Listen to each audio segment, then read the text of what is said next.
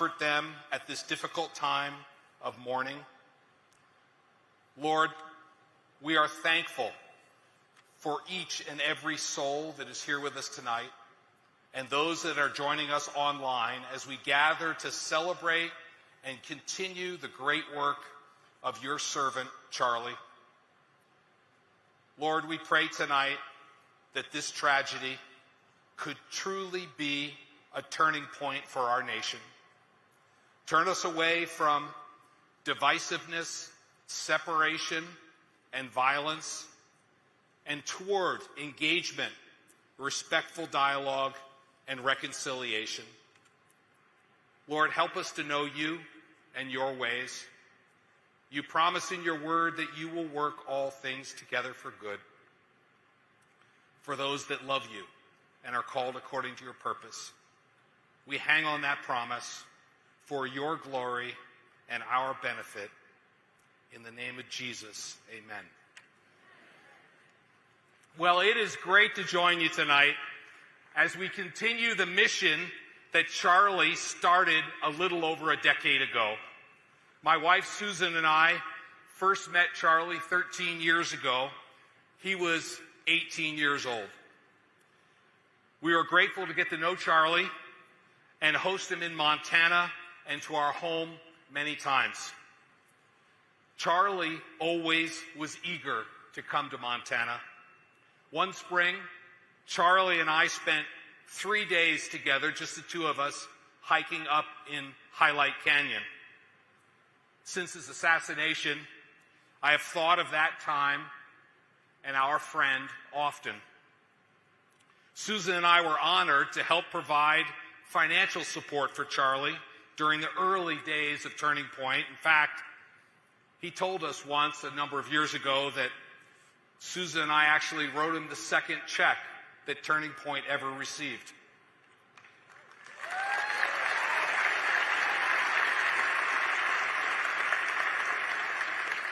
And we've supported Charlie and Turning Point ever since. We loved Charlie and Turning Point's mission of faith, freedom, and love of country. You know this. He was fearless and persuasive. He went where he was not welcome and engaged respectfully in dialogue. He gave voice to those who had been shouted down and canceled. He spoke truth. He gave all of us courage. He will be sorely missed, but the work of Turning Point USA continues and has been amplified by his passing. The question for each of us tonight is, how do we continue Charlie's work? I want to suggest there are 4 things we can do, each and every one of us. The first way to honor Charlie Kirk's legacy is to pursue faith in God.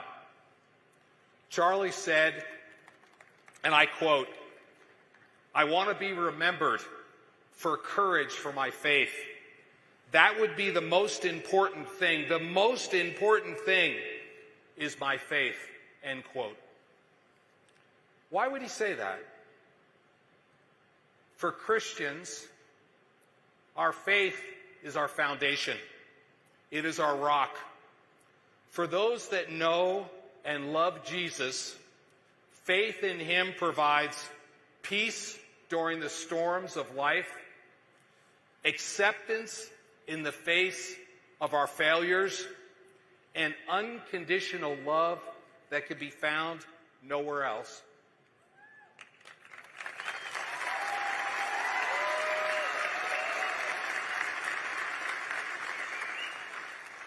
Scripture says, "I can do all things through Christ who strengthens me." As a young man, I have to say that was a hard lesson for me to learn. I thought I was in charge of my life. Boy, I was wrong.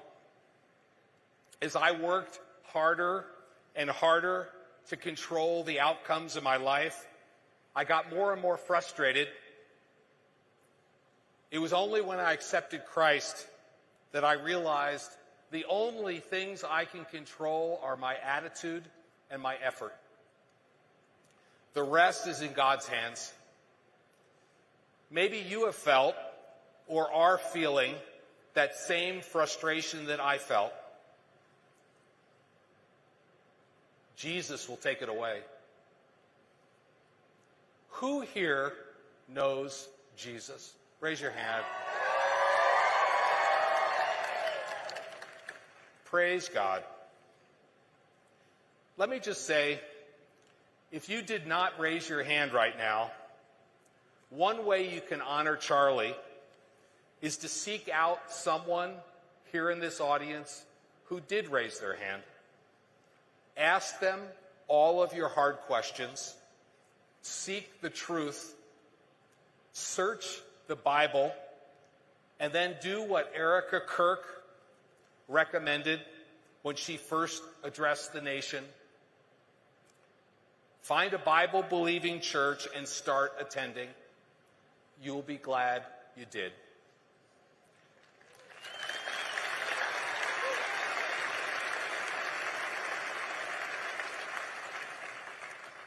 The second way we can honor Charlie is to seek truth and understanding. Charlie was not a college graduate. He educated himself, and frankly, better than most college graduates. He disciplined himself to learn economics, history, philosophy, theology. He read what the great minds had written.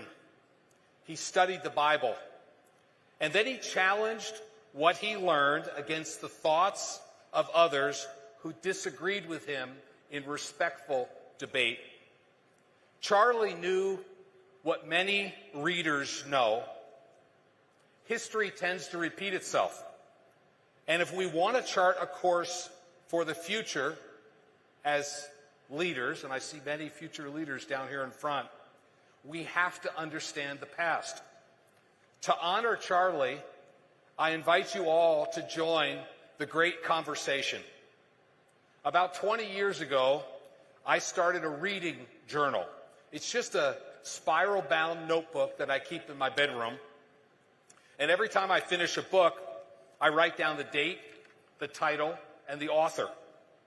I push myself to read at least 50 books per year, almost exclusively nonfiction. I find it stranger than fiction. As you read, authors reference other writers and works that have influenced them. Those are the threads of the great conversation. Follow them. You might ask, where should I start? That's easy. Charlie left us a list. Just Google Charlie Kirk's book recommendations. Start there and follow the threads. The third way we can honor Charlie is to fall in love, get married, and raise a family.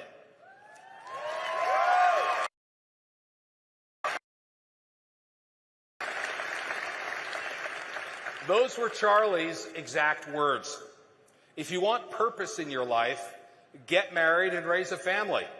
Few things in this life can bring more joy and fulfillment, much more than a successful career which will fade away.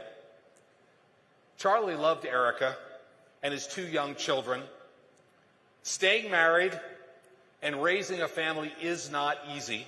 In fact, it's really, really hard. But few God-ordained institutions can bring more joy. Susan and I have been married for 37 years.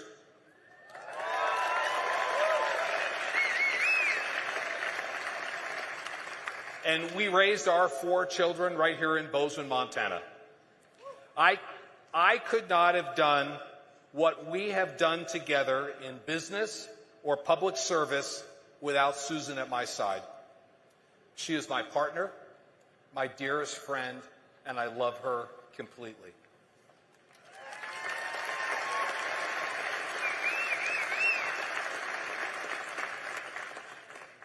We love each one of our children unconditionally. We pray for them every day. Take Charlie's advice and don't miss out on God's gift of marriage and family in your life. The fourth and final way we can honor Charlie is to love our neighbors and engage. When we accept Christ as our Savior and we start to understand God's perspective from the Bible, we learn to see every human being as created in the image of God. Each individual has inherent worth, value, and purpose. This perspective permeated every interaction that Charlie had. When you see every individual as having intrinsic worth and nobility, you love them. You seek to understand and engage with them. Charlie loved every person he interacted with, even the people that were nasty and not respectful to him. But that's God's plan for each one of us. Dallas Willard called it the divine conspiracy. God's plan for the world is to overcome evil with good. Charlie did that. The Bible says the light shines in the darkness, but the darkness did not overcome it. What is that light? The Bible tells us it's Jesus. Charlie did not know his assassin, but I have no doubt that he loved him. At the memorial, Erica said Charlie went to campuses specifically to engage young men just like the man who killed him. Erica, knowing God's plan and an astounding act of Christian forgiveness, forgave the shooter even after he took her husband and the father of their children. Jesus said, "Love your enemy and pray for those who persecute you." Do what Charlie did. Love your neighbor, even if you disagree with them. Are some of your neighbors hard to love? Pray for them. God will change your heart. We must also engage face to face. We cannot and should not retreat into the dark corners of social media. Seek out people with different views. Engage them in respectful, in-person dialogue. Go get a coffee. Jordan Peterson said, "Go into every conversation expecting to learn something." I think that's good advice. I try and follow it in my own life. One other quick comment about social media. Don't get sucked in. It's very addictive. Charlie disconnected and turned off his cell phone at least one day a week, so it did not get an upper hand in his life. We should all do the same. My friend and fellow Governor Spencer Cox said it very well recently, and I quote, "Log off, turn off, go outside, touch grass, laugh with your friends, hug a family member, serve your neighbors. Remember, what happens online is not reality," end quote. That's another way we can honor Charlie.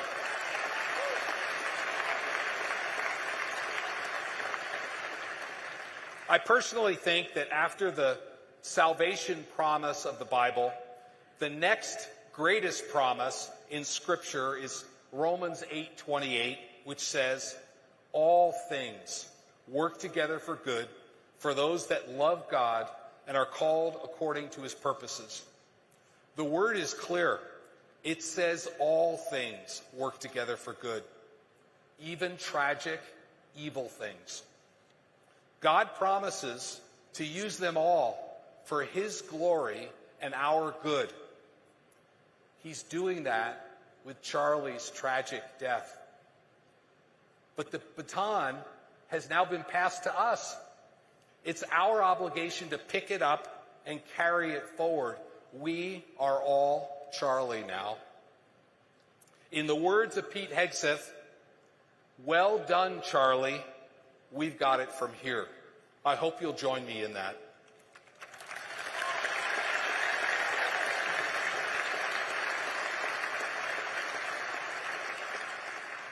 As I conclude, please join me again in prayer.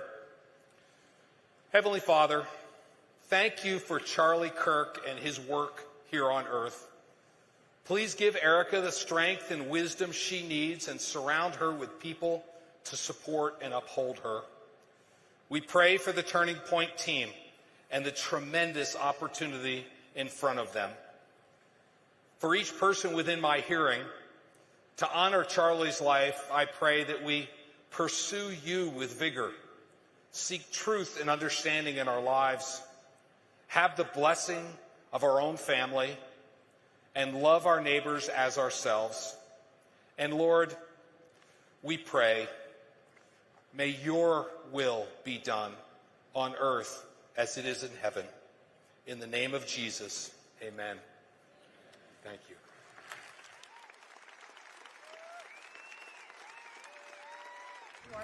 My name is Charlie Kirk, and I love America because I love talking with people I disagree with. Started an organization that's now in 1,000+ campuses to save the greatest culture and country ever to exist. Our family's divided. We're divided the same way the nation is divided. Will anything ever be remedied? A nation divided against itself will not stand, neither will a family divided against itself. Why do you think your son is conservative? You as a father should listen to your son. I used to be, at one point, on my father's side. Upon doing my own research and seeing things firsthand, I've switched sides. We talk every day about politics to the point where it's divided us. Father-son divide is more important than politics. Really try to come down at what generational perspective do they have. Never let politics get in the way of the beautiful relationship between father and son. And my question for you is, do you have any hate against the LGBT community? How could I hate that which I have a heart for? I might not agree for some of the lifestyle choices that some people make, but of course not. And if someone said, Charlie, what's your view on marriage? I say, I believe marriage is between one man and one woman. Do I have hate in my heart for somebody that doesn't choose the lifestyle that I believe that God laid out in the scriptures? Of course not. Yeah. What's this big goal? I go around universities and have challenging conversations because that's what is so important to our country, is to find our disagreements respectfully, because when people stop talking, that's when violence happens. Okay. You could see that happen all across the world. Because I love talking to people I disagree with. When people stop talking, that's when you get violence. That's when civil war happens. Because you start to think the other side is so evil and they lose their humanity. First, I just want to say I don't agree with you on a lot of stuff, but I really respect, and I think you don't agree with me on a lot of stuff, but I really respect that you'll have a dialogue. I think one of the big problems in this country right now is, like, people can't have a dialogue, and people, like, don't even know how to, like, have a dialogue and use logic and, like, have an actual argument like you do. So how do we improve that as a country? How do you think we get more people that can argue, like, on both sides of the aisle? I think this event is a great example of it, right? I think that this event is, we need to have differing opinions. We need to have people that don't share the same worldview and see which one is better and try to find common bond. You should have your own discussions like this every day. You should try to model it and try to have, back and forth, and that's what makes the country strong and great. Civil dialogue. Joining us now is the next governor of Ohio. Congratulations to my friend and great patriot, Vivek Ramaswamy. Vivek, welcome to the program.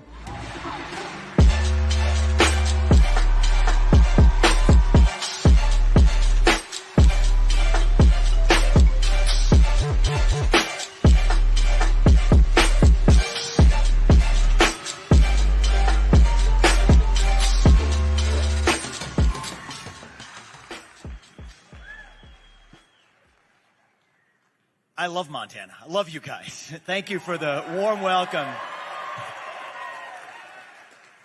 I love this state. It is one of the most beautiful places on planet Earth. I came here, I love this.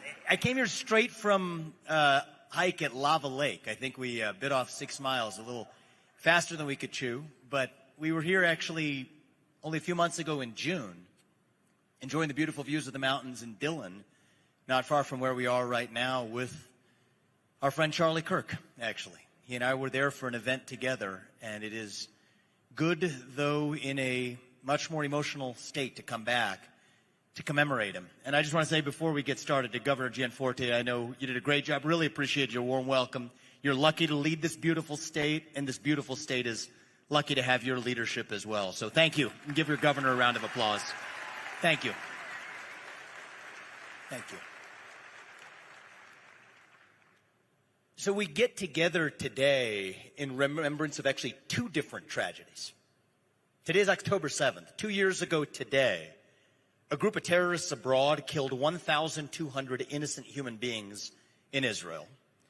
And on September 10th here at home, a terrorist in Utah assassinated our friend Charlie Kirk while he was peacefully speaking on a college campus like the one where we are right now. We're on a college campus tonight.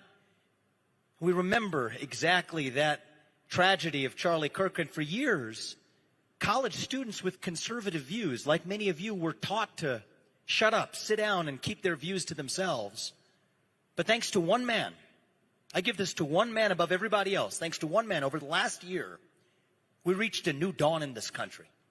Young conservatives, like many of you, started to feel free to speak in the open again as proud Americans.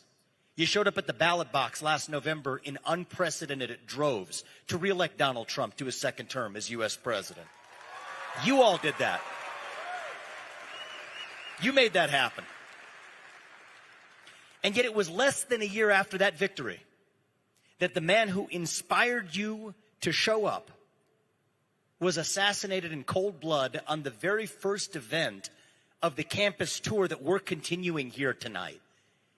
And just like October 7th, I worry that September 10th is going to represent a form of generational trauma that isn't going to heal easily.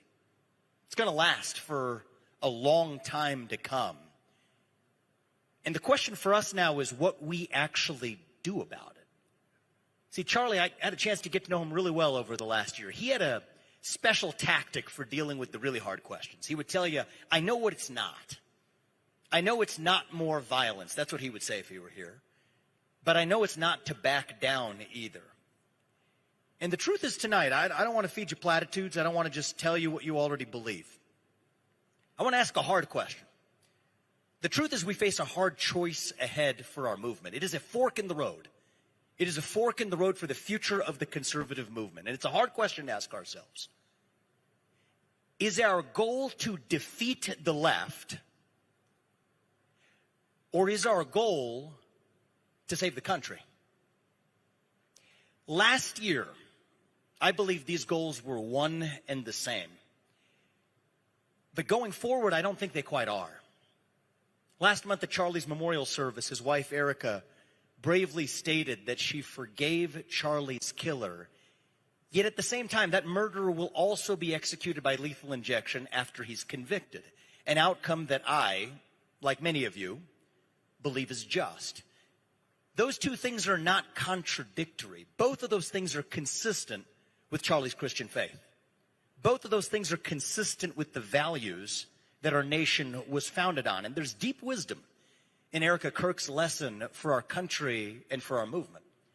See, on one hand, we conservatives have an obligation, and now more than ever, to stand up for truth over falsehood, to stand up for the truth that God is real, to stand up for the truth that there are two genders, to stand up for the truth that reverse racism is racism, that an open border is not a border, that the nuclear family is the greatest form of governance known to the history of mankind.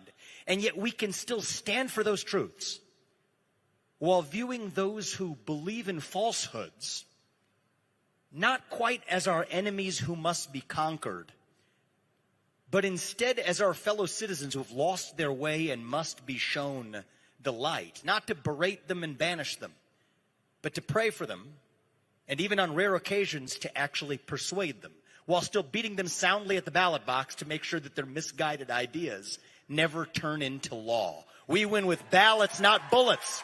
That's who we are. That's who we are as Americans. That's the choice we face ahead. Do we play the left's game? Silencing, canceling, punishing, authorizing the government to pick winners and losers in the private sector? Or do we stick to the principles of the American founding? Freedom, merit, the rule of law, the pursuit of excellence. It is a fork in the road for our movement, And I believe the answer is crystal clear. We don't care about owning the libs. Not anymore. We care about owning responsibility for saving our country. It is not just about what we stand against, but what we actually stand for. Individual, family, nation, and God beats race, gender, sexuality, and climate. If we have the courage to stand for what is right, what is true, what is good, what is beautiful. That has always been the American way. In the dark winter of 1777, George Washington's army shivered at Valley Forge. They were starving, outnumbered, poorly clothed, and many of them believed the revolution was doomed. What kept them going wasn't hatred of their enemy, but their belief, their conviction that they were fighting for the ideals that would spawn the greatest nation known to the history of mankind. And you know what? Charlie Kirk had that same conviction. He used to say again and again that the greatest weapon against lies is not censorship, it is truth spoken with courage. He practiced what he preached by stepping into the lion's den of college campuses, handing the microphone to his fiercest critics, and then daring to win the argument. That was Charlie's Valley Forge. And even when the bullets came at him, he was still fighting with words, not weapons. That is the beauty of his legacy. We have to remember and respect that, not just as conservatives, but as Americans. Now, some of my friends on the right, good friends on the right, will argue that now isn't the time to go soft, hold hands, and sing Kumbaya. If we don't utilize the levers of power now, if we don't stamp out toxic dissent now, if we don't rectify the country now, then we never will. And that we have a short window to act right now, and we got to step up and seize the moment. And even if we show restraint and even grace ourselves, the left won't show us that same courtesy when they're in power, which means that their side may win in the long run. And if that means then removing certain voices from network television or pressuring private companies to take action against dissent, then we should bite our tongue and do it while we can. We have to remember what time it is in America. That's how the argument goes. And I understand why many patriots on our side find this compelling, because it is certainly true that terrorists, just like those who struck on October 7th, just like those who struck Charlie Kirk, the one who did on September 10th, will always be willing to do the things we aren't willing to do, which creates an asymmetric terrain that makes our victory all the more difficult, because terrorists have no hope for their future. That's why they're hell-bent on destroying ours. What scares them more than anything is somebody with hope, somebody who gives people hope, somebody who lives with joy and purpose and meaning. Somebody like Charlie Kirk. That's why they attack. So how do we respond? Do we turn around and fight the Pharaoh on the shores of the Red Sea? Or do we cross? The answer, my friends, is that we keep going. Their brutal tactics should never cause us to change who we are. But when we lower ourselves to play according to their rules, when we concede the idea that might makes right, that we settle our disagreements with force rather than debate, then we lose the very thing we were fighting for, and that is our identity as Americans. What exactly is that identity, we ask? Thank you. That is the question of our generation. It is the most important question for your generation. Really, to put America first, we first have to answer what America is. And it turns out this was actually the subject of my very last in-person conversation with Charlie when he visited Ohio on August 25th. The last time I ever saw him in person. We had a very private conversation. Just the two of us. One-on-one. What's an American? I asked him. And in classic Charlie form, he told me, I don't have the answer, but I'll tell you what it's not.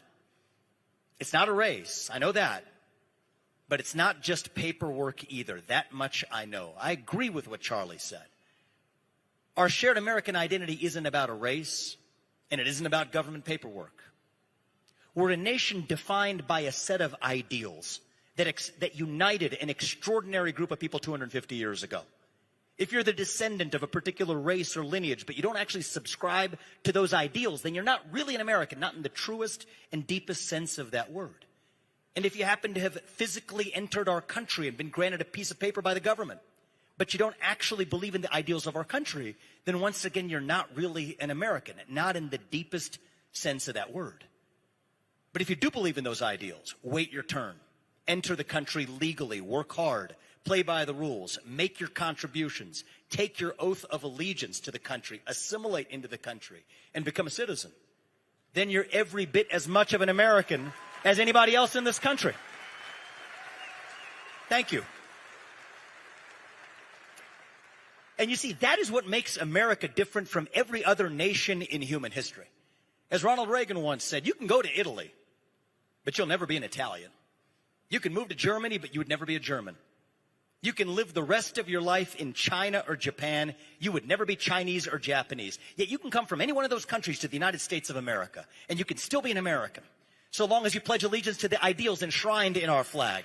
You work hard, make your contributions, play by the rules, pursue the American dream. It is called the American dream for a reason. There's no such thing as a Canadian dream. There's no such thing as a British dream. There's no such thing as a Chinese dream. The American dream is distinctive. It is what makes American exceptionalism possible. Now, the woke vision of our identity rejects that American idealism. On the woke worldview, your identity is based on your race, your gender, your sexuality, or your lineage. If you're one race or gender, you're an oppressor. If you're another, you're a victim. The remedy to past discrimination, on their view, is present discrimination. The remedy to present discrimination is future discrimination. That woke worldview is fundamentally at odds with the American founding, because we are the country where, regardless of your race, your gender, your sexuality, your religion, or your lineage, you can still be a citizen of this nation so long as you subscribe to and live by our national creed. So what does it mean to be an American in the year 2025? It means we still believe in those ideals of 1776. It means we believe in merit, that the best person gets the job regardless of their genetics, that you are judged not on the color of your skin, but on the content of your character and your contributions. It means we believe in the rule of law. And I say this as the proud son of legal immigrants to the United States.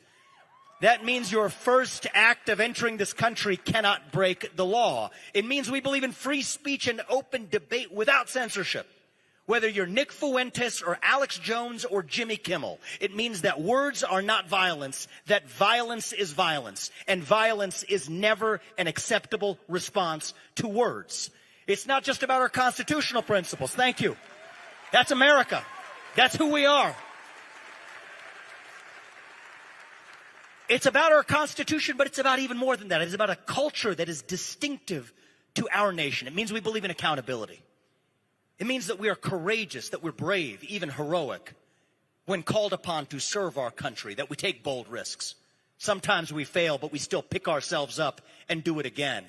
It means we don't view that hardship as the same thing as victimhood, because hardship from time to time is what teaches us who we really are. It means that we're ambitious to achieve the things that we were taught to believe were impossible, from landing on the moon to landing on Mars. It means that just like our founding fathers, we are deeply curious about the world that we inhabit, and that it is our manifest destiny to lead it, not for our own sake, but for the sake of history and posterity. It means that we believe the legacy of our founding fathers is immortal. It means that we believe the soul of the United States of America is immortal. It means we believe that America's purpose in the world is immortal, and that we have a moral mandate to preserve it. That is who we are as Americans. That was the spirit that Charlie Kirk tried to revive on college campuses like the one where we convene tonight.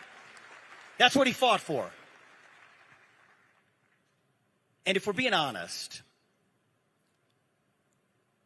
we've lost our conviction in that American dream. And for Gen Z, I can understand why. Right now, it feels like the job market feels like an illusion to young college graduates who face a tough job market with debt on their shoulders. Home ownership feels like an illusion to young workers who feel like they've done their part, but still can't get ahead. Free speech feels like an illusion when you watch the people who share your viewpoints assassinated in cold blood for expressing them. I understand why many of you feel jaded. You elected Republicans, the side that I traveled across this country last year to campaign for, the side that Charlie Kirk traveled this country to campaign for last year to deliver you an economic path back to success, a real path back to the American dream. And I'll be the first to say this. That is up to us to deliver to you. And if we fail now, we've got nobody left to blame but ourselves. I say that as somebody who's running for governor of my own home state of Ohio next year. That is the standard I want you to hold me to. We expect that. That's on us. But in the meantime, don't be cynical about our country, because it's still the last best hope that we have on planet Earth. There is nowhere else in the universe left to escape.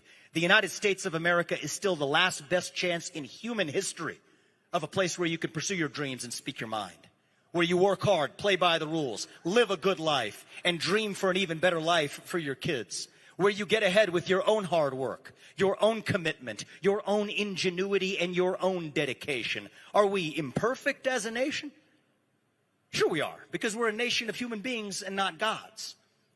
But I would rather live in a country that has ideals and falls short of them than to live in a country with no ideals at all. So it is time for us to now roll up our sleeves and revive a new American dream in this country. A new American dream where we celebrate success over victimhood.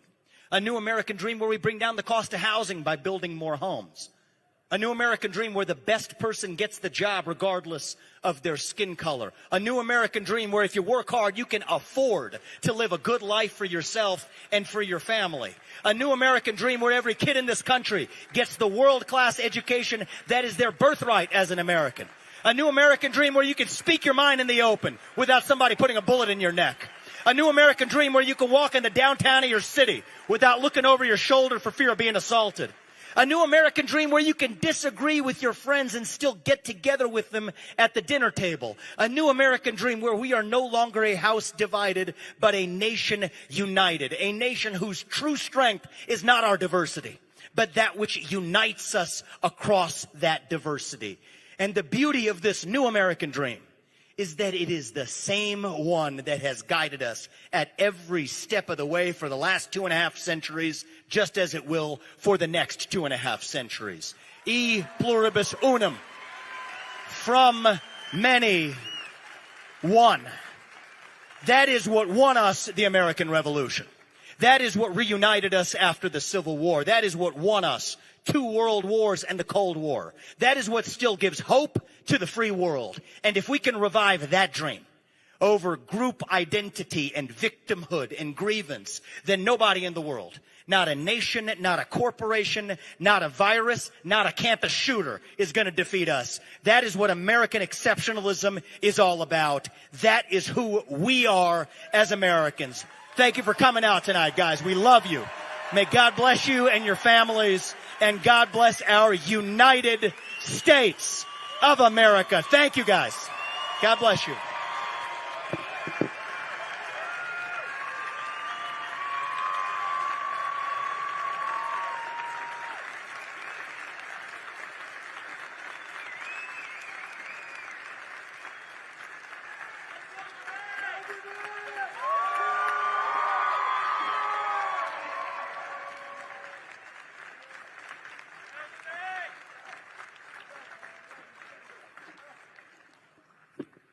So I think we have some microphones. Get this party started, all right? Let's line up, and we're ready to rock and roll tonight. Come on up. And while we're doing that, can we give our friends in law enforcement a round of applause for keeping this place safe tonight? Thank you. And give another round of applause to the staff at Turning Point who are keeping Charlie's mission rolling every day. These people are heroes. They're behind the curtain. You don't see them. But thank you. Thank you for making it happen, and we'll line up and keep the evening going. Tell me your name, ma'am. Jillian. Jillian? Good to meet you. My question is as follows. I believe that abortion is the killing of an innocent child, But is it feasible to legislate on this issue fairly without causing unnecessary harm? For example, in 2012, Dr. Halapavanara died after being denied an abortion after a prolonged miscarriage from septicemia. How do we ensure that doctors aren't prohibited from performing necessary care when women's lives are in danger, and they aren't when they aren't in immediate danger, but they soon will be if action isn't taken? This relates both to anencephaly, sorry. Take your time. Yeah. And hypermesis gravidarum, many other potentially deadly conditions. Yes, the fetus's life matters, but don't we have a duty to let medical professionals operate in the best interests of the mothers as well during these situations? How can we facilitate doctors being consulted in the crafting of bills that are incredibly medically complex? So I want to thank you for your question. I will start with where we have firm agreement, that unborn life is life. We all agree on that. And I think that even those who think they don't agree, when they think about it, at least agree on that premise.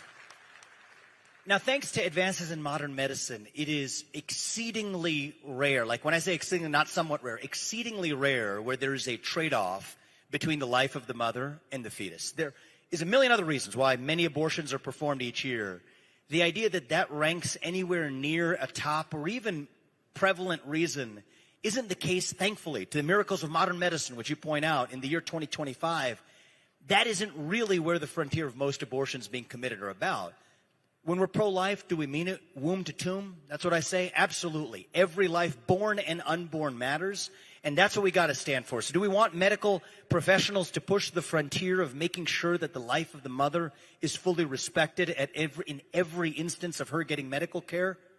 Of course. And it's deeply personal to me, actually.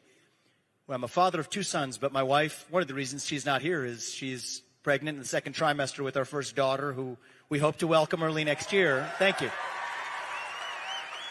So like your dad, I'll be a girl dad. But I would say that while that's a worthy discussion to have in a tiny sliver of cases, and we want to continue to advance the frontiers of modern medicine, I don't want to let that distract us from where the real abortion debate rests, which is elective abortion, which is a totally separate question from those rare, ultra-rare instances where you're talking about the life of the mother at risk, where we're on the same page, that is a top priority because all life is life that deserves respect.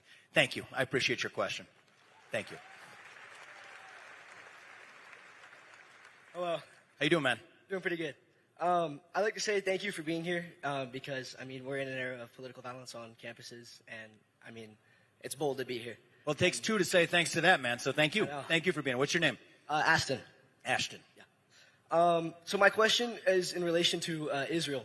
Obviously we're in the wake of the October 7th attack 2 years ago, and I know that previously you had taken a stance against sending foreign aid to Israel. Correct me if I'm wrong. And I was wondering, do you still believe in that we should not fund them in their national defense and such? Yeah, so here's my perspective and I think I don't want to speak for Charlie per se, although he and I talked a lot about this issue, and I think we were in a relatively similar place where I love Israel and I love the Jewish people, and one of the things I love about Israel is that it has created a country that is able, against all odds, to defend itself to the fullest. And what they need from true friends, isn't green pieces of paper so much as actual diplomatic support to be able to defend themselves. If somebody attacks the United States at our southern border, I sure as heck don't want any other country telling us what we can do in response.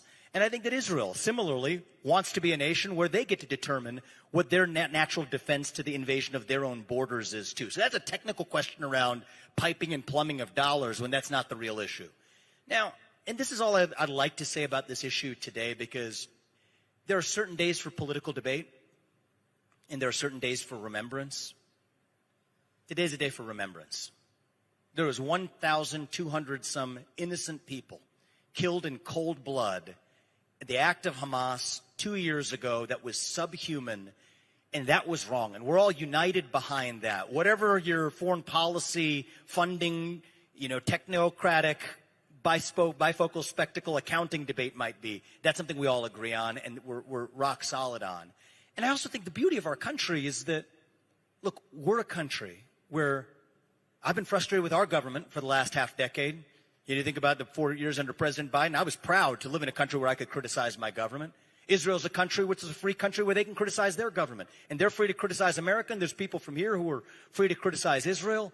That's great, but at the end of the day, if we acknowledge that on this issue, if we can all just chill a little bit and acknowledge that what happened on October 7th was wrong, that nations ought to be able to determine how they actually defend themselves, and true allies support one another's right to do so, I think we found 80, 90% common ground on an issue that's often, like the last one, on the issue of abortion, made out to be far more complicated than it needs to, and that's where I am on the question. So thank you, my man, all right?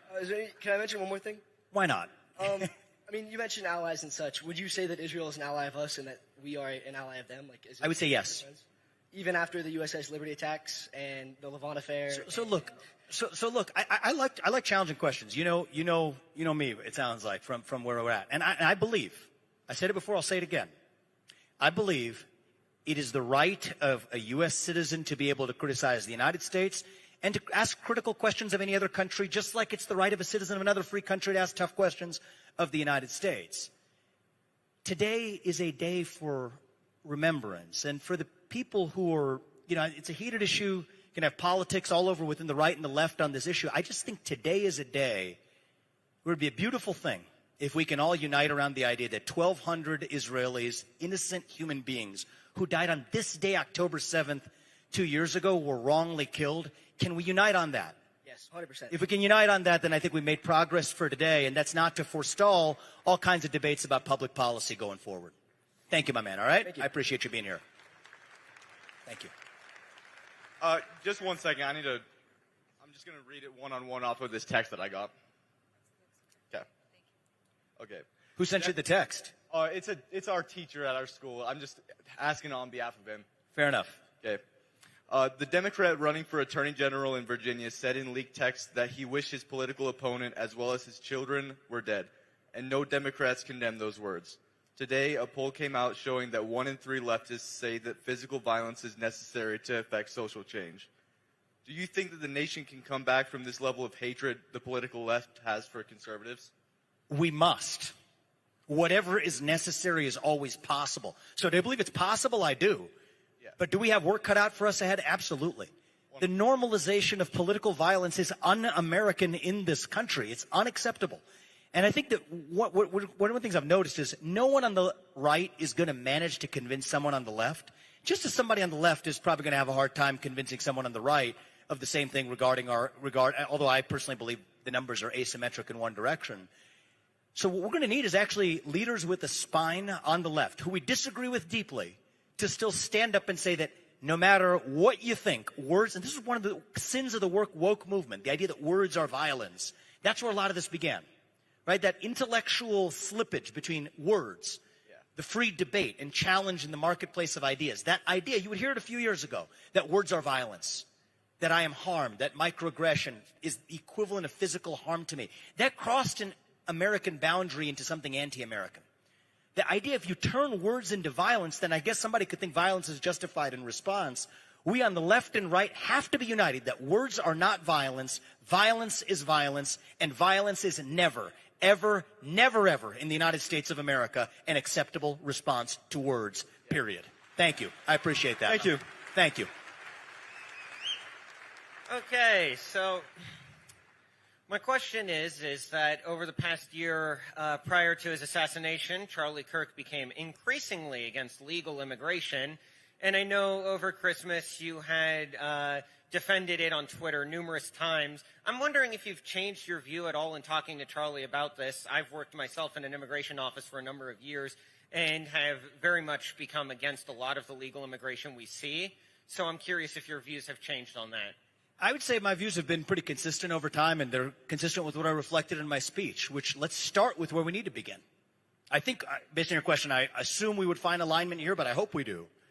We have double-digit numbers of millions of people who entered the country illegally. And my view is if you entered the country illegally, it is perfectly just for you to be returned to your country of origin. We haven't done that. So I agree. let's do that first. Focus on that first. But and that would constitute something where we have still 10 plus million numbers to go before we get to that question. Now, the separate question is, what should the legal immigration policy of the United States look like? Is the legal immigration policy of the United States right now serving the best interests of our country? No. I think the answer to that question is no. I agree with you. So what I favor and have long favored, and we got to have the courage to actually just stop bucking to, the last person who complained in your ear to actually speak truth, is we need a legal immigration system that accomplishes one thing. Does it serve the interests of the United States citizens who are already here? That should be the sole purpose. Now the question is, we may disagree on exactly how we do it, but at least we're aligned on the goal. The goal of U.S. immigration policy is to serve the Americans who already reside here. Then we have a question of what a merit-based system looks like. Now, the White House took some steps recently to say that, people should have to pay more to be able to actually hire someone from another country. I think that's actually a reasonable approach. If somebody's asked to put their money where their mouth is, that's a reasonable approach for framing the question of how we think about legal immigration to the United States. But I think that is a tough question. We're going to have to roll up our sleeves and actually ask the question, what best advances the interests of the citizens who are already here? And a precondition for even having that debate is actually to have ended the illegal immigration crisis in this country that we can't just sweep under the rug to punt for this other complicated question ahead of us. That's where I land on the question. So thank you for your input. Thank you. Appreciate it, man. Hi, nice to meet you. My name's Luke. I got a question. Here we go. So in my opinion, the mental health crisis in America is the biggest threat to the future of society, and the numbers speak for themselves. As in the past 20 years, the reported depression and anxiety rates have gone from 8% to 20%, and this exponential growth almost as high as Nancy Pelosi's investment returns. But anyways, it feels like the scale of this mental health issue is overlooked and frankly being abused, whether that is through social media ecospheres and algorithms within school systems or promotion of radical left agendas such as transgenderism. So how will people realize this massive issue that affects all of us right now, and what should we do about it? Look, it's an epidemic in our country. Depression, anxiety, fentanyl, suicide, all spreading like wildfire. And it's not an accident that happened over the same period that we see the rise of psychological and political poisons. Wokeism, transgenderism, climatism, COVIDism. These are symptoms, in my view, of a deeper void of purpose and meaning in our country, particularly amongst young people. I'm not young compared to you guys, but in my generation, millennials, we see it. In your generation, Gen Z, we see it. You have to fill that void with the real thing. So here's what I don't think is going to work. I don't think just symptomatic whack-a-mole is going to work. I think we have to fill that void, that black hole, with the real thing, with a vision of American national identity that runs so deep that it dilutes the poison to irrelevance, with the self-confidence that comes from having two parents in the home, in a stable nuclear family that gives a kid the foundation to believe they can jump higher when they do so from a stable foundation. The revival of faith in our country, mediated not through the government, but through our culture. Something that Charlie Kirk, I know, was very focused on as well. Filling that vacuum in the heart of every person. It was actually a French scientist who once said that, it's Pascal, Blaise Pascal, who said if you have a void the hole the size of God in your heart and God doesn't fill it, something else will instead. So the way I look at it is faith, family, patriotism, start with just pick two. Okay, it can't be zero. That's where we're beginning. Now, where can public leaders, such as in government, make a difference? I think our schools are a good opportunity to start. Early detection in schools is a big opportunity. Use an education system that revives the self-confidence of our young people. Bring back physical education at a young age. Bring back the presidential fitness test, PE as early as kindergarten.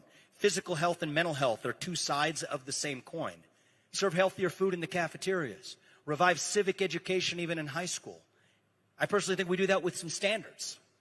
I think every high school senior who graduates from a high school in this country should have to pass the same civics test that, frankly, every immigrant has to pass before that immigrant becomes a voting citizen.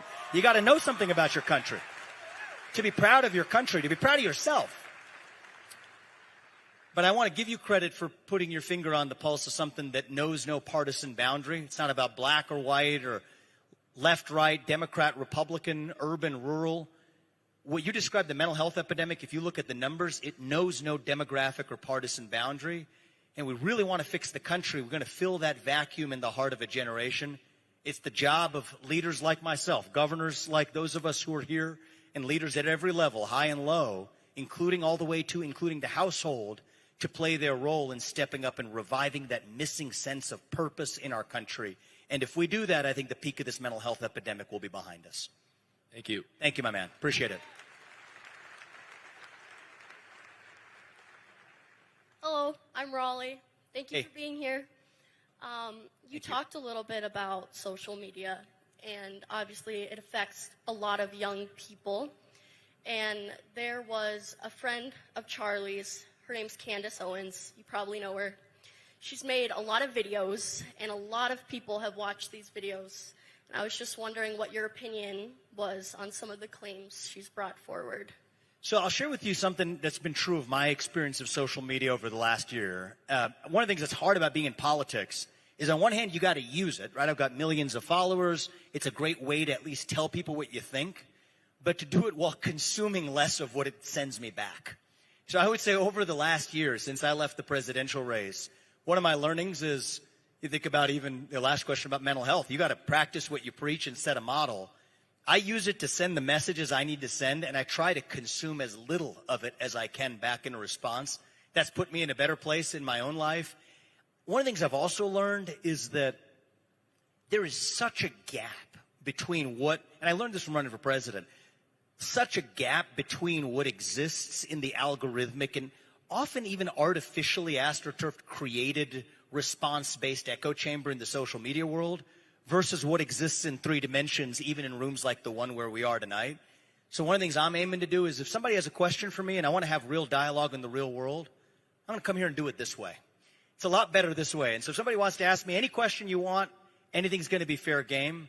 But I think that getting into the rabbit hole of the minutia of an online world that feels increasingly, I'm happy to say, in my life foreign to me, that's the way I'd actually like to keep it. So if somebody else has a question about what you said, I'll address it. But about addressing what's come up on the online echo chambers outside my scope of focus right now. Thank you. Thank you. Appreciate it. My name is Adam. I'm still in high school. I'm trying to finish high school up this year. But I'm wondering where can I start off where I could carry Charlie's legacy in Kalispell? Say that again. I just want to hear the question. I'm trying to carry Charlie's legacy in Kalispell, but I'm wondering where I could start and what are your tips for me? Sure. The first tip is, and Charlie embodied this better than probably anybody I know, when you are the only person in a room, say it's in your high school, say it's in a club you're a part of, say later it's an organization you join, when you're the only person in a room who believes what you do, you have an obligation to your country to stand up and say it. Say it with a spine. Say it with conviction. Say it with respect. And I think that that's one of the things, if you think about carrying on Charlie Kirk's legacy, I did so many of these events in college campuses across the country with him last year. We went to the University of Pittsburgh, we went to Georgia State, we went to University of North Carolina, others. And one of the things he would always say, and I enjoyed this, right? We're a good pair in this sense, is when somebody would come up to the mic, and even if it happens tonight, we'll say the same thing. It could be somebody, it's a predominantly conservative room, if I'm reading it correctly, but somebody from the left comes up, we don't sneer at them. We let them ask their question, and then we're going to address it directly head on. But we may say that the other side doesn't extend us that courtesy and response, and that's probably right. But we don't hold ourselves to their standards. We hold ourselves to our own standards. And if you want to carry on my friend's legacy, our friend's legacy, that's what you do. Hold yourself to your standards regardless of what the other side does. That's my best advice to you. Thank you, young man, all right? Good luck with high school. Good afternoon, sir. My name is Peyton. Good afternoon, sir. My name is Peyton Matonowitz. And Afternoon, man. It's like, yeah, I'm from Ohio. I'm 2 hours ahead. It's like nighttime for me. Good to see you, man. With rising global tensions, including situations like Venezuela, do you believe the U.S. should prioritize maintaining a strong military presence abroad, or should we shift focus more toward homeland security using assets like National Guard and ICE to protect our borders and internal security? So before we get to the either or, the number one thing we need to do is I think we need a restoration of both U.S. hard power and soft power. Both of those aren't in the place where they need to be. I think it's unacceptable if you have hypersonic missiles operated by other countries in an era of potential risks of nuclear risks where Russia or other countries have hypersonic missile capabilities that head out of the U.S.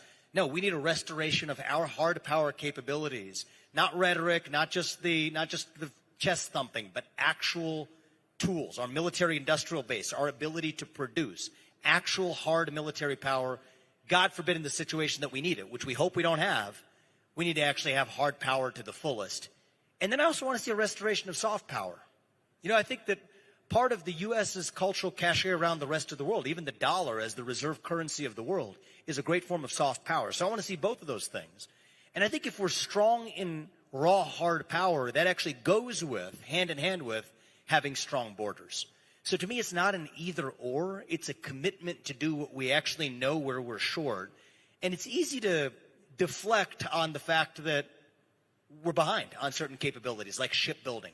Like we're going to hit a nadir in the number of our ships in the South Pacific precisely around the time where, you know, Taiwan might be vulnerable to Chinese incursion. This is not a moment to change the subject from the main show. You can change the main show to a lot of peripheral questions around U.S. military power. I'd say keep the main thing. Restore hard power, restore soft power, and then use it to do what actually best protects American interests rather than ancillary interests. That's the order where we go, and I think that if we do that, we're going to be well on our way to restoring our international position of military strength where we've historically been. Thank you. Thank you. First off, I want to say thank you so much for coming. Thank you, man. In 2024, 2.2 million adults in the U.S. attempted suicide. Each year, the amount of attempts exponentially grows. Around 70% of these attempts are male. There's a stigma that makes a lot of men feel like they cannot talk about their feelings because it might make them quote-unquote weak. My question for you is what message do you have for all the men out there that feel that their only option in life is to attempt suicide? You're putting your finger on a tough issue, but a real issue, and you think of even veterans. The rate of veteran suicide, for example, just one segment of the community is unacceptable. People have served our country. My message to those young men is there's a better way. Life is beautiful. Hardship is something we all encounter in our own ways, and it is not weak to open up and talk about it.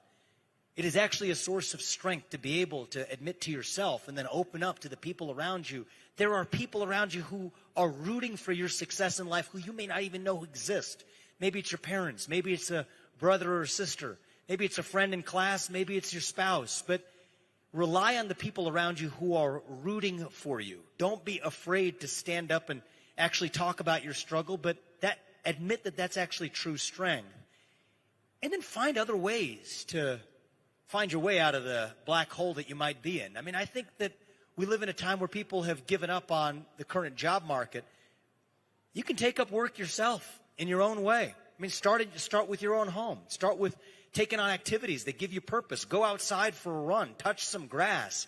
There is so much in this short life that we're given that gives us meaning, that turning to just darkness and ending this great gift we've been given of our life isn't the right way to do it. Open up. That's not weakness. That's true strength. Take it from a man who considers himself to be strong in the same way. We all go through our struggles. But if you're able to talk about it, if you're able to rely on the community around you, and then you're able to find other things that give you real meaning in your life, even if it's outside of what your traditional job is, do it. Because we need you. The world needs you. The world is a better place with you here. God gives every one of you, every one of us, our own unique God-given gift.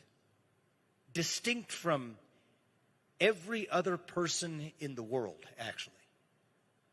And partly the beauty of our country is that we're the place where you get to make the most of your own unique God-given gifts without anybody standing in your way. And so if you don't want to do it out of selfish indulgence, do it out of your moral duty. You have a moral duty to make use of the gifts that God gave you. Take the time to figure out what they are, put them to use, and we're behind you as you make the best of your attempt, all right? Thank you so much. Thank you, man. Appreciate it.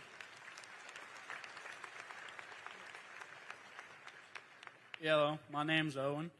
You talked about young people needing to not get discouraged by the job market and the things sort of stacked against them. What are some things that maybe you could do or people in power that you could advocate for that could help young people in this tough time for them? So there's so much we can do. I'll give you a few things that are really tangible in the here and now. Number one is the cost of housing feels way too expensive for young people because it is too expensive for many of those young people. How do you fix that housing price crisis in our country? Build more homes to bring down the cost of actual housing. The people stopping you from doing it are actually a lot of bureaucrats that exist, not even at just the federal level, but the state and local level, who have land use restrictions. And say, well, I don't want those smaller homes built around where I am. Those land use restrictions are destroying our country because it's a double whammy. Not only are there fewer homes, there's fewer single-family or even two-bedroom homes that a young person might want as their starter home. That's number one, is the American dream is being crushed under a pile of red tape. We got to cut that red tape and do it with pride. That's on housing. Number two, I'll go to the other end of the spectrum for the long run, is we have an obligation as leaders to fix the educational achievement crisis in our country, and it is a crisis. All right? And a lot of people get upset when I say this. The reason they get upset is sometimes the truth hurts. But if you care about somebody, you give them the truth. If you care about yourself, you can tell them what they want to hear. I'm going to give you the truth. Right now, 75% of 8th graders in our country are not proficient in math at their age level. 70% of them aren't even proficient in English. You could debate how you cut the statistics, but even amongst some of the top regions in China, the average student is 4 full years ahead of the average student in the United States. That doesn't work for us. It's an uncomfortable message to hear. It's uncomfortable not because it's false, but because it's true. But we're not going to sit here and just watch that happen and throw our hands in the air. We're going to turn that ship around. We got to turn that ship around by having the courage to bring standards back to our public schools, both through school choice that gives every parent what I believe is their right to send their kid to the best possible school they can, but to combine that with also, and we'll give you a round of applause for school choice, we'll take that. We know that works, but to go further and bring actual standards back to our public schools as well. I'll give you one example, one tangible example. You asked me for specific, I'll give you a specific. You said you're running for the governor. Yep. I first found out about you from when you were running for president, and I really enjoyed watching the debate. Thank you. But I feel like it's really easy to talk about what we need to do. Yep. But we need to talk about more like what people are going to do. Yeah. So let me give you one example of what we're going to do in Ohio. I'll make this pledge for reforming education in Ohio. If you cannot read by the end of 3rd grade in Ohio when I'm governor, you're not going to 4th grade until you actually can. Okay? Standards. That's not compassion, passing a kid along. Passing a kid along like a widget on an assembly line is cruelty, because here's one thing you take away about education, it's this. That's the age where you need to make the transition from learning to read to reading to learn. If you never make that transition, your chance of achieving success in life falls like a rock off a cliff. If you do make that transition, your chance of achieving success goes through the roof. So we know how to get this done. In fact, Mississippi, which was 49th out of 50 states in the country, is now in the top 10 in 4th grade literacy because they adopted the 3rd grade reading guarantee similar to what I'm describing. So this can be done. We put man on the moon, we can get this much done, and we owe it to your generation and the next one to do it. My skin in the game is, as I said, I'm raising two young boys, and God willing, early next year, a young daughter. We owe it to our kids and their generation. That's our duty to you, and when we say we're going to do that in Ohio and set a model for the country. Thank you, my man. Thank you. Appreciate it. Thank you. I have a personal question. That's allowed. So based on what the press says about your beliefs, you call yourself a Hindu, but you also call yourself Christian. I don't call myself Christian. I call myself a Hindu. Okay. So based on what the Turning Point's values are, which is Christianity, I'm a little confused on why you believe in I don't know, wouldn't it be logical to conclude that a monotheistic organization would be more, I don't know, I guess I just don't understand why I guess a polytheistic ideology would support some sort of, I guess, monotheistic perspective which Christianity is. So I guess I'm wondering why you have Christian values in that way. Sure. Happy to address that. What's your name, sir? Liam Birmingham. Liam. So tell me about what you know about Hinduism. Hinduism is a polytheistic religion that. So with due respect, I'll just cut in right there because there's one thing I have a little bit of authority on. I'm actually a monotheist. I believe there's one true God. It's from the Vedanta tradition of Advaita philosophy, not stuff that we need to spend a ton of time here on. But since you asked about it, I wanted to address it. I believe there's one true God. Now let me just ask you, because I know that may be a hard thing to process. What's your faith? I'm a Christian. I'm a follower of Jesus. Great. Do you believe in the Holy Trinity, the Father, the Son, and the Holy Spirit? I think a lot of people here do. So good. And that doesn't make you a polytheist, does it? Probably not. No. Great. Because I think this is it's a great spiritual question. There's good dialogue here. Is every religion has its reconciling of the one and the many. And so in my faith, I believe there's one true God. He resides in all of us, and he appears in different forms, but it's one true God. So I'm an ethical monotheist. That's the way I would describe my faith. Now, I will tell you, I'm not running to be pastor of Ohio. I'm running to be governor of Ohio, and I didn't run to be pastor of America. I ran to be president of the United States of America. Can I ask you a question in response? Because I love dialogue like this. Sure, yeah. Do you think it's inappropriate for someone who's a Hindu to be, say, a U.S. president? No, I think it's... No, well...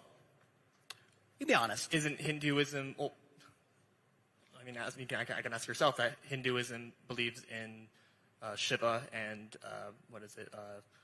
The flute God, I forget. Right, Krishna, who's you're thinking of. Yeah, Krishna. So the one thing for you to take away from, about my faith is I'm an ethical monotheist. I believe in one true God, the Advaita philosophy of Vedanta. And I think that as you think about the Holy Trinity and what that means for, you're not a polytheist either. That's a similar philosophy, and I'd love to kind of continue that over a religious dinner conversation sometime. But you also call yourself a Hindu as well. I am a Hindu.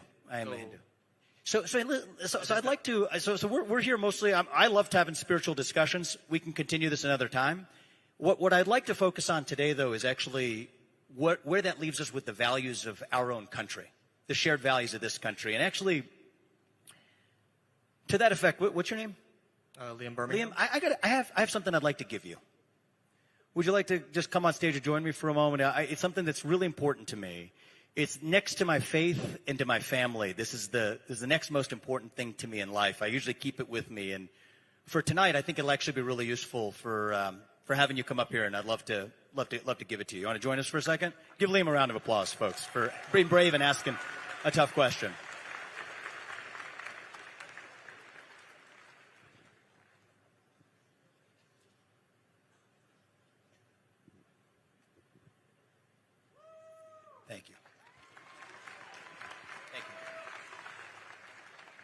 Thank you, Liam. So what I'm about to give you is something that's actually near and dear to my heart. And when I think about our journey of leadership in this country, what matters more than the differences in our faith is our shared value set. And next to my faith and my family, this is the next most important thing to me. This is the Constitution of the United States of America. I'm going to give you my copy from today. And there's 7 articles in it. I'll ask you to just open it up real quick to Article 6, if you will, for a second. And I think it's actually, we talk about the Constitution a lot in our country, and I love that. One of the things I love about it is it actually makes sense to read the Constitution from time to time. It's a good thing to actually read. So we'll go to Article 6. There's 7 articles in it. And why don't you just read the Part 3 to the audience. We'll make this our constitutional reading for the day. The senators and representatives before mentioned and the members of the several states legislators and all executives and judicial officers both in the United States and several states shall be bound by oath or affirmation to support this Constitution, but no religious test shall ever be required as qualification to any office or public trust under the United States.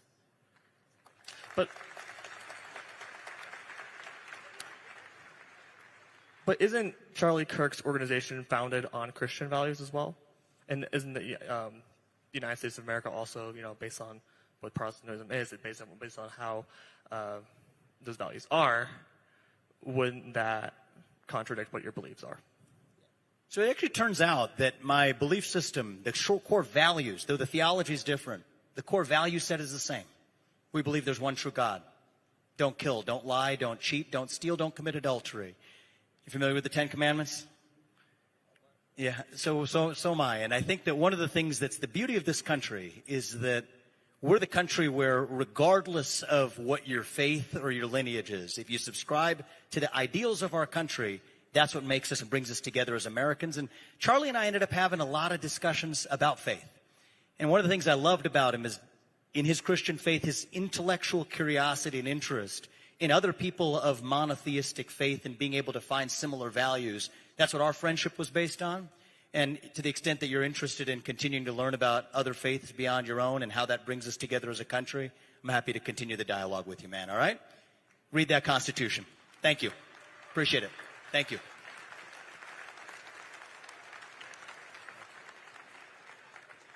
Hello, my name is Reagan Fruits, and my question is, in a world where the youth is constantly looked down upon or pushed to the side, as young people, how can we continue to rise up, be bold for our faith, be bold for our beliefs, even after being told that we are too young or do not have enough experience?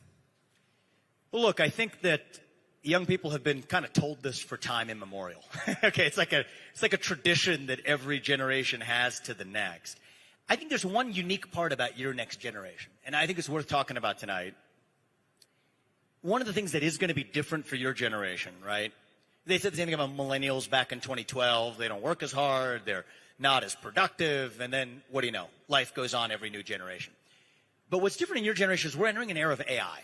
We're entering an era of quantum computing and automation. And I worry about what that's going to mean for the future of Gen Z's ability to succeed in that era. So now if you have an older generation that's running the companies or whatever, but is able to say that, hey, who needs to hire a college grad when I've got the equivalent of a college grad who will work 100% of the time and I can train and align with my company's value sets called ChatGPT or Open Evidence or whatever you want to call it, whatever your favorite chatbot is, trained 5 years from now. That's where things could be going. This is a hard question that we're going to have to confront because that has real consequences for your generation. It's not just talk.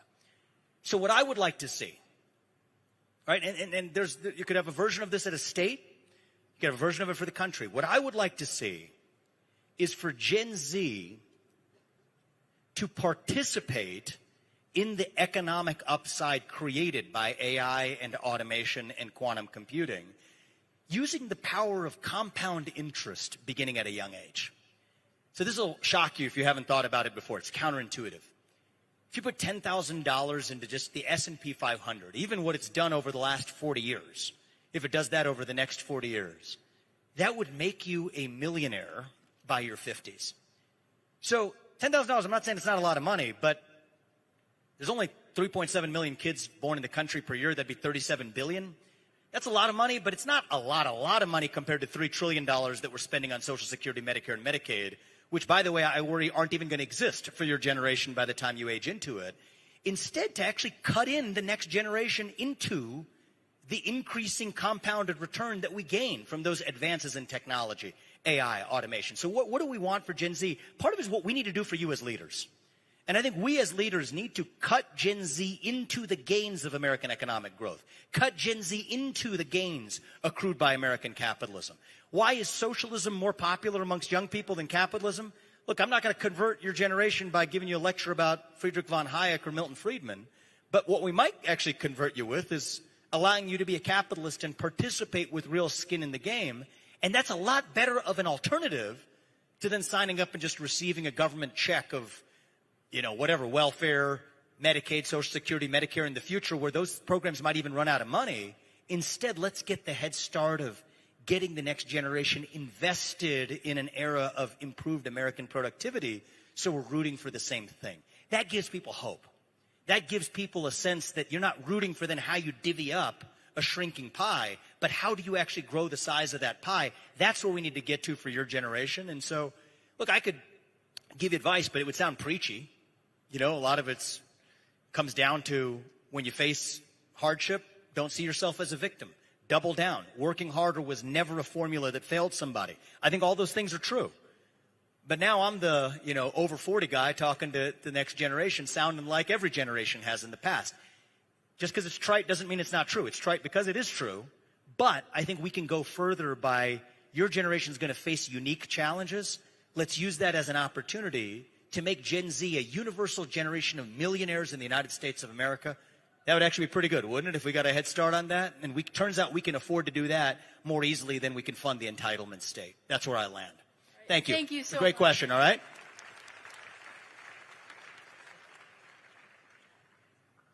Hi there. Hi. What's your name? Whisper.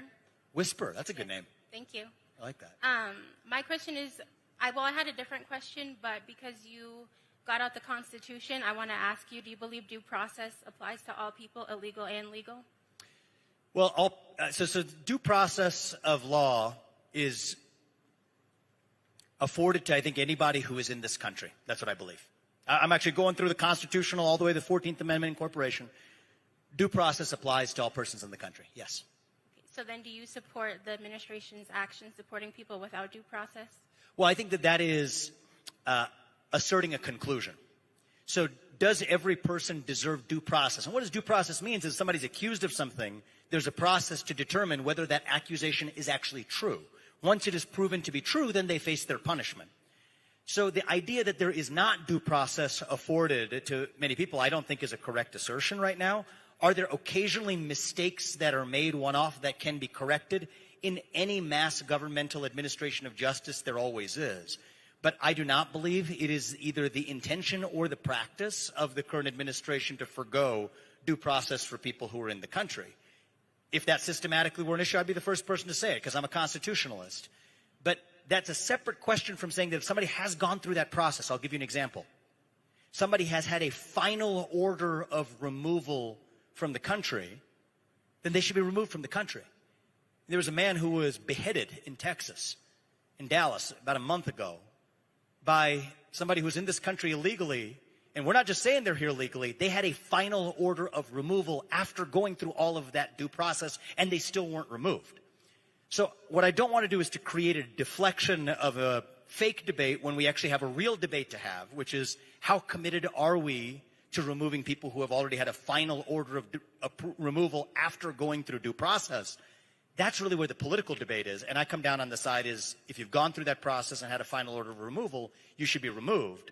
But I personally, and I speak for myself, I'm speaking for Vivek Ramaswamy here, and my understanding of the U.S. Constitution that I intend to swear an oath to, if I'm elected governor, I believe due process applies to every person who's in this country. Thank you for your question. Thank you. Thank you. Hi, my name's Conrad Smith. I'm the new secretary at a new TPUSA chapter in Carroll College. Congrats, man. It's good. And I'd like to ask you a very controversial question. What is your opinion on pineapple on pizza? Depends on what else is on there, man. Throw on some onions and mushrooms, I'm good with it. Oh. Yeah. I think we disagree there, but yeah, the audience did not like that. I will tell you that. That was not my most popular response tonight.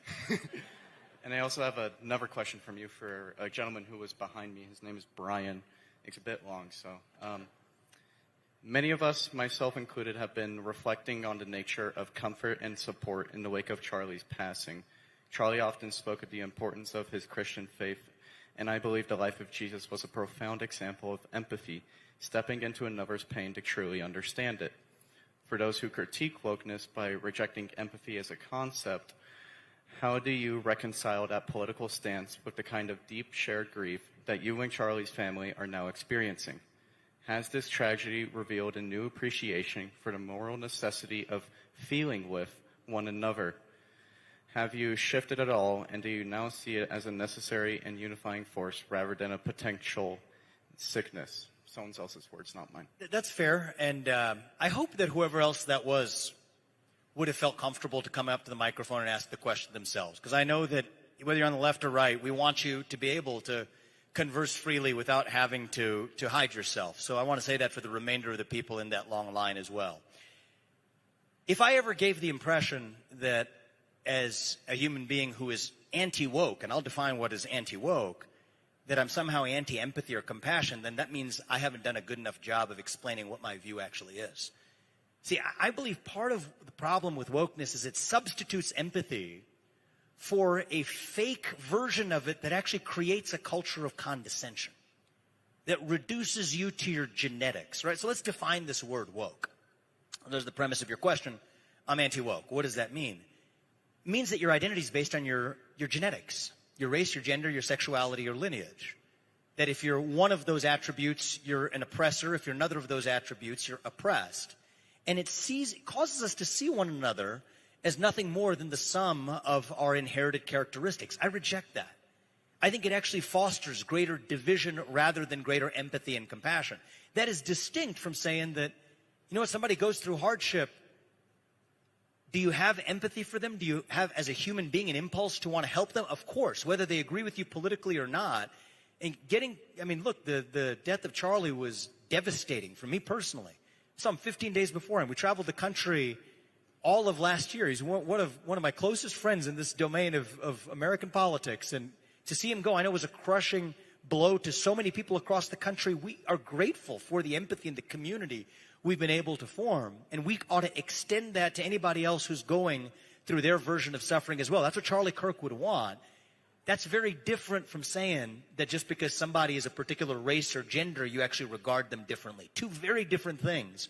And we can do both of those two things at the same time. In fact, I think true compassion, true empathy is seeing somebody as a human being, a fellow citizen worthy of dignity and respect regardless of what their skin color is, regardless of what their gender is, regardless of what their sexuality is, regardless of what their lineage. And when I say I'm anti-woke, that's actually what I mean. We might actually, with your friend Brian, be speaking the exact same language. Thank you, man, all right? And thank you, Brian. Much. Thank you for being here. I appreciate that. OH. I.O.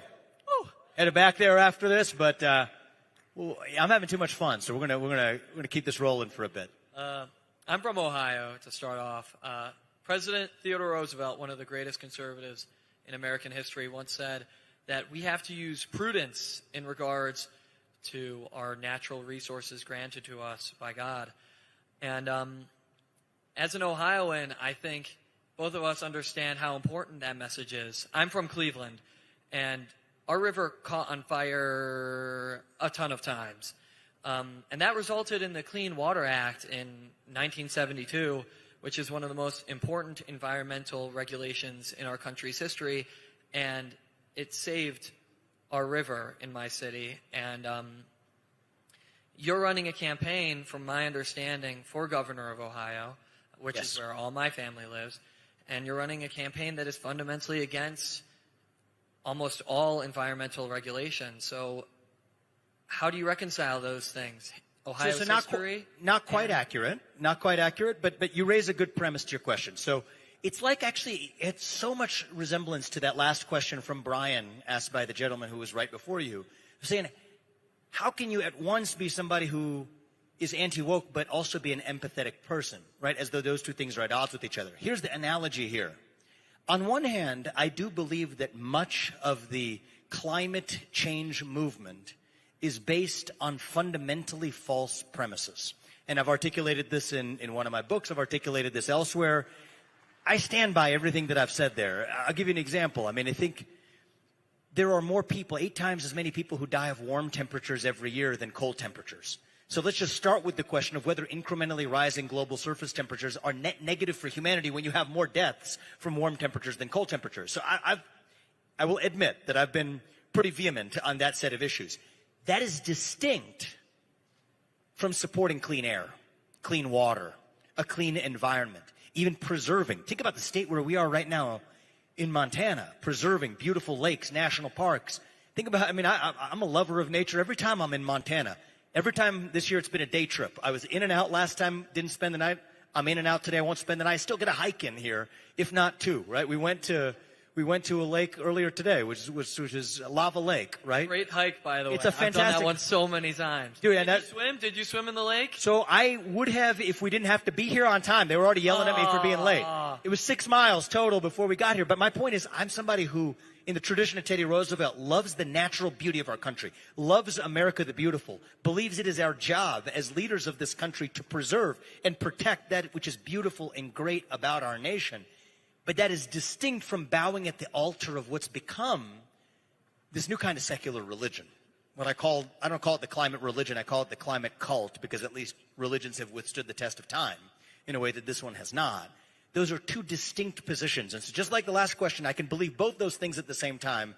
For clean air, for clean water, for our national parks, for the preservation of American beauty, while also recognizing that actually in some ways the climate movement has been hostile to those environmental goals because it's usurped everything in service of this one set of quasi-religious, quasi-cultish beliefs. That's what I believe. So do you commit to protecting nature, water, our environment, Lake Erie, as governor of Ohio? Yes, and I'll give you one specific commitment. There's a program called H2 Ohio that looks after cleanliness of Lake Erie specifically.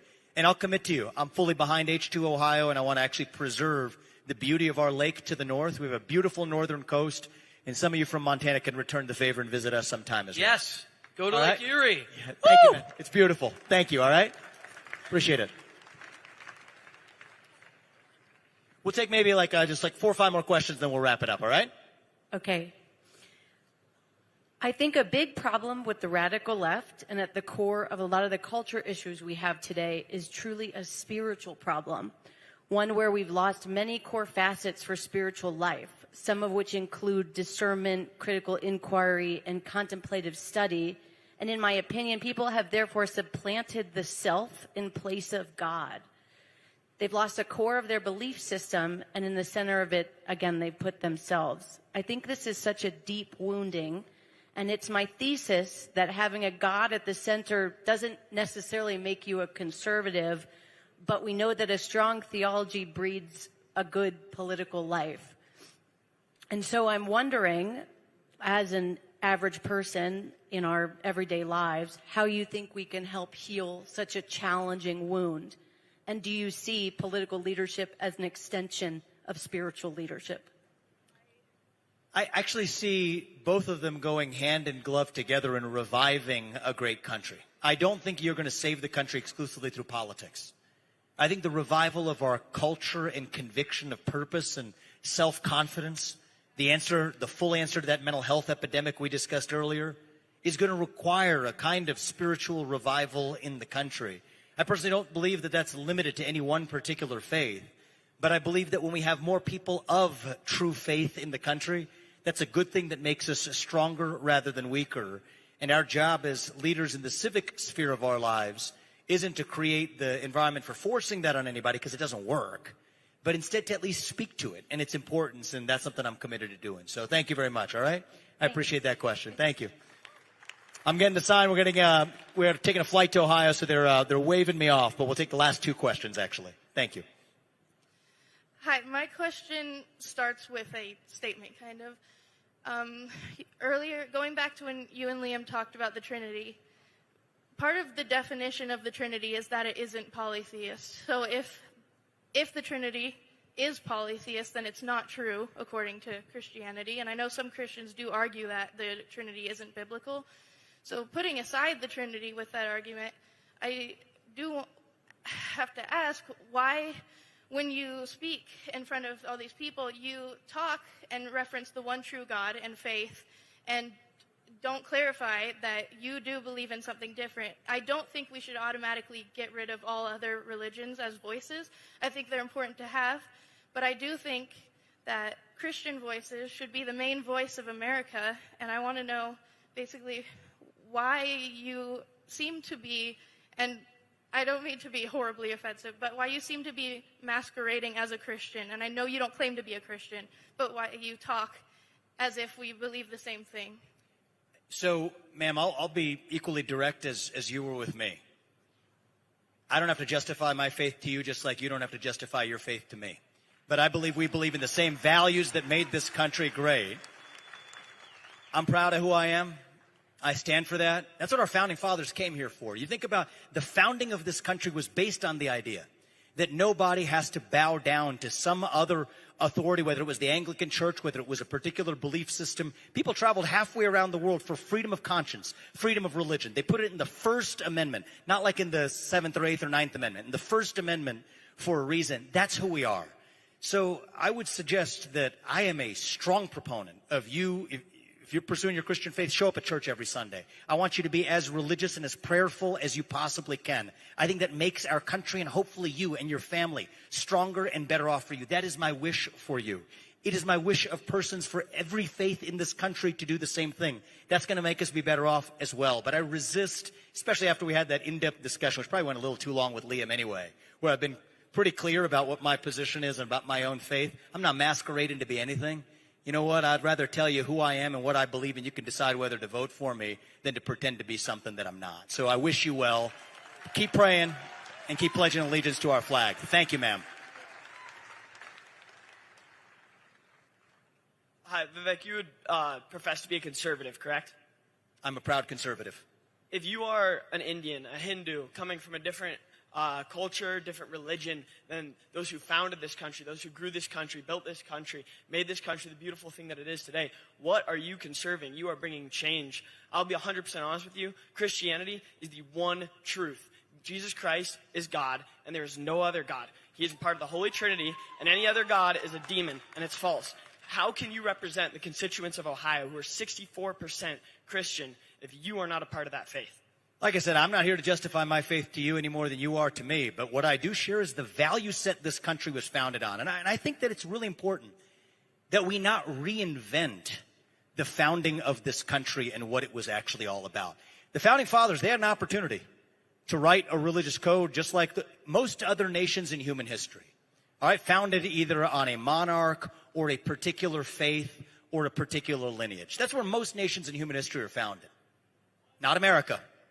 We are the only country in the human history where there is a set of civic ideals that brought together a divided polyglot group of people 250 years ago, where freedom of conscience was a core belief set of our founding fathers, all the way to Thomas Jefferson. You know who he is? You know what document he signed? The Declaration of Independence. Yeah, and what was his belief system? He was a deist. He was a deist. Our third president, the man who signed this nation into existence, was a deist. Do you know who Benjamin Franklin is? Yes. Do you know what his belief system was? He was Quaker, yes. He was also a deist, similar to Thomas Jefferson. So what I think that we often do is we talk about U.S. history. I have a better suggestion. Let's actually consider reading U.S. history. Consider studying U.S. history. Learn the founding of our country, and that's what made our founders, I believe, the most extraordinary people known to the history of man. We would do well to actually respect their legacy rather than to reinvent some sort of imitative version of every other nation in human history. That's not us. I'm sorry, that's what makes America great, and that's why I am proud to be an American. This is the country that I will die fighting for if I have to, because it stands for those ideals, and that's why we're here. Right, so keep praying and pledge allegiance to the flag, my friend. Thank you. Of course, Christ is king, but my response to that would be the same way that my church would let a practicing Hindu, a practicing Muslim, a practicing Jew come in and enter and worship with us on a Sunday morning. That person would not be allowed membership. And I'm not saying don't give other religions citizenship. I'm just saying you can have freedom of religion in an extremely religious environment. And that is what our founding fathers intended. If you look at the structure of our government, it is a replication, a mirror of the structure of Reformed churches in America in that time. Absolutely. I think our nation was founded on Judeo-Christian principles. The question is, what are those values? They're the values enshrined in the Ten Commandments. Do we share those values in common? You're darn right we do. And I think that people of most faiths across this country share those values in common. What we're failing to do is actually standing for those values in the government as it actually runs. And so, what I suggest is study U.S. history, study what made the country great. And if you think Thomas Jefferson or Benjamin Franklin were not eligible to be founders or leaders of the country because they were deists, then you and I respectfully have a difference of opinion. And yet the beauty of our country is we're still able to have that difference of opinion and still call ourselves fellow citizens. Thank you, my friend, all right? Thank you very much, Vivek. Have a great rest of your day. God bless you. Christ is king. Thank you, my man, all right? Keep praying. Thank you.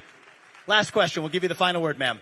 Oh, no, that was our last one. That was our, well, I'll close on this, guys. I want to just say this was a great evening with you guys. I love this because this is what our country was made for. Open dialogue, debate, discussion. Disagree with your friend. If I ask you to do one thing when you leave here over the next week is find somebody who actually disagrees with you, get dinner with them, and then find where you're actually able to persuade one another of what's actually true about the future of our country. That's the Ohio I grew up in. That's the America that I grew up in, and I believe that is the America that we still can create together. That's what Charlie Kirk worked to create with the Turning Point chapters that he has spawned across this country. We have an opportunity and I think an obligation to carry on that legacy. Last year was a year where we rightly said, fight, fight, fight. I think this is the year where we begin to say, unite, unite, unite. We don't have to be divided. We are stronger as a country when we share the ideals that birthed this nation in the first place. All right? Thank you, Montana State. We love you guys. God bless you and your families. And may God bless our United States of America. Thank you.